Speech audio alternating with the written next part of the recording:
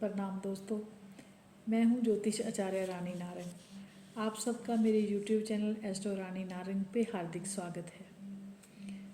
दोस्तों, आज वास्तु की श्रृंखला के अंदर मैं एक ऐसे पेड़ के बारे में बताने जा रही हूं जिसको हमारे हिंदू शास्त्रों के अंदर सबसे शुभ माना जाता है, मंगलकारी माना जाता है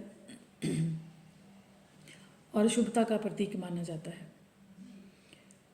इस वीडियो को शुरू करने से पहले मैं आप सबसे निवेदन करती हूँ कि आप मेरे YouTube चैनल को लाइक कीजिए, सब्सक्राइब कीजिए और भी दोस्तों के साथ इस वीडियो को शेयर कीजिए। दोस्तों, आइए जानते हैं कि वो कौन सा पेड़ है, वो कौन सा पौधा है जो घर के अंदर लगाने से घर के अंदर शुभता आती है। बहुत सारे ऐसे पेड़ पौधे हैं जो वास्तु के दृष्टिकोण से बहुत अच्छे माने जाते हैं, कुछ अच्छे नहीं भी माने जाते, लेकिन सबसे जो अच्छे शुभ माने जाते हैं उनके अंदर सबसे पहले तुलसी का नाम आता है और उसके बाद जो आता है अशोक का ट्री। जैसा कि इस पेड़ के नाम से ही अशोक, शोक रहित, जहाँ पे ये पेड़ रहेगा वहाँ पे शोक नहीं होगा, वहाँ पे पॉजिटिव एनर्जी का वास रहेगा, नेगेटिव एनर्जी नहीं रहेगी। इस हमारे हिंदू शास्त्रों के अंदर इस पेड़ को बहुत पूजनीय माना जाता है।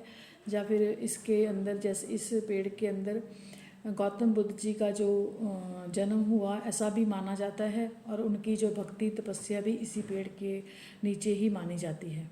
ऐसा हमारे हिंदू शास्त्रों के अंदर कई बार कई जगह पे पढ़ने को, सुनने को, देखने को मिलता है। जहाँ पे ये पेड़ रहता है, घर की उत्तर दिशा के अंदर ये पेड़ को लगाना चाहिए, क्योंकि उत्तर दिशा जो बुद्ध की दिशा मानी जाती है वास्तुशास्त्र के अंदर। तो ग्रीनरी, जो बुद्ध ग्रीन कलर का प्लेनेट है, तो जो ग्रीनरी है, जो ग्रीनरी जो जिसको कह सकते हैं कि हम प्लांट्स, पौधे, ये नॉर्थ दिशा के अंदर ही लगाने अच्छे माने जाते हैं। और इन पौधों को, जो ये अशोका पेड़ को लगाने का सबसे अच्छा जो मौसम है वो वर्षा ऋतु माना जाता है, क्योंकि उस टाइम के अंदर वर्षा का प्रभाव ज़्यादा रहता है। तो इस वर्षा ऋतु के अंदर ये पेड़ पौधा ये पेड़ जल्दी बढ़ता है, जल्दी इसकी ऊंचाई बढ़ती है। और इसको विषम अंक के अंदर लगाना चाहिए, जैसे 1, 3, 5, 7 इस प्रकार लगाना चाहिए। 2, 4, 6, 8 की गिनती के अंदर ये पेड़ घर के अंदर नहीं लगाना चाहिए, अच्छा नहीं माना जाता है इसको। इस पेड़ के बहुत सारे आयुर्वेदिक, धार्मिक और साथ में आयुर्वेदिक जो गुण हैं इसके अंदर पाए जाते हैं। तो इस तीनों दृष्टि से ये पेड़ जो बहुत महत्वपूर्ण माना जाता है, तो इसलिए इस पेड़ को घर के अंदर लगाना बहुत अच्छा माना जाता है। अगर मैं धार्मिक की बात करूं, धार्मिक दृष्टि से, आध्यात्मिक दृष्टि से बात करूं, तो जब हम कोई पूजा पाठ, धार्मिक कार्य या कोई अनुष्ठान करते हैं तो उसके अंदर इस पेड़ के जो पत्ते हैं वो पूजा के अंदर लगाए जाते हैं। या कोई हम अपने बार जो दहलीज के ऊपर बंधनवार लगाते हैं तो इस पेड़ के जो पत्तों का लगाते हैं कि घर के अंदर पॉजिटिव एनर्जी का वास बना रहे, नेगेटिव एनर्जी घर के अंदर प्रवेश ना करे। कुछ लोग माँ भगवती की तपस्या करते हैं, आराधना करते हैं, तो उनको इस पेड़ के नीचे या इस पेड़ को जल से सींचने से इस पेड़ के नीचे बैठ कर के भक्ति तपस्या का जो प्रभाव है वो ज़्यादा बना रहता है। या फिर जो मेडिटेशन के अंदर जो प्रॉब्लम आती है, मन के अंदर एकाग्रता बढ़ना, इस पेड़ के अंदर नीचे बैठ कर के हम अच्छे से भक्ति तपस्या कर सकते हैं। तो इसलिए इस पेड़ का महत्व आध्यात्मिक दृष्टि के से बहुत अच्छा माना जाता है। अगर इसके वैज्ञानिक दृष्टि की मैं बात करूं, तो वैज्ञानिक दृष्टि से इस कहते हैं कि इस पेड़ के नीचे ऑक्सीजन की मात्रा ज़्यादा रहती है। या फिर इस पेड़ के नीचे से कुछ इनके पत्तों से, इसके जो पंचांग से कुछ ऐसे रासायनिक तत्व निकलते हैं जो इस मनुष्य के बॉडी के लिए, इस माइंड के लिए, ब्रेन के लिए अच्छे माने जाते हैं। तो इसलिए इस पेड़ के नीचे बैठ कर के आसपास जो पॉजिटिव एनर्जी रहेगी इस पेड़ के पास रहने से, तो जहाँ पे पॉजिटिव एनर्जी रहेगी वहाँ पे तनाव नहीं आएगा, टेंशन नहीं आएगा, तो बहुत सारी जो प्रॉब्लम्स हैं वो दूर होती हैं। तो इसलिए इस पेड़ को पॉजिटिव एनर्जी का केंद्र माना जाता है। और साथ में अगर मैं इसकी आयुर्वेदिक दृष्टि की बात करूँ, तो इस पेड़ के अंदर, जैसे आयुर्वेद के तीन तत्व के ऊपर कार्य, तीन दोषों के ऊपर कार्य करता है, वात पित्त और कफ। और इस पेड़ के जो पंचांग है उसके अंदर इन तीनों दोषों को ख़त्म करने की क्षमता है। तो इसलिए आयुर्वेदिक दृष्टि से भी अगर मैं बात करूं तो इस पेड़ के बहुत चमत्कारिक लाभ हैं। तो इसलिए इस पेड़ को घर के अंदर लगाना सबसे शुभ माना जाता है।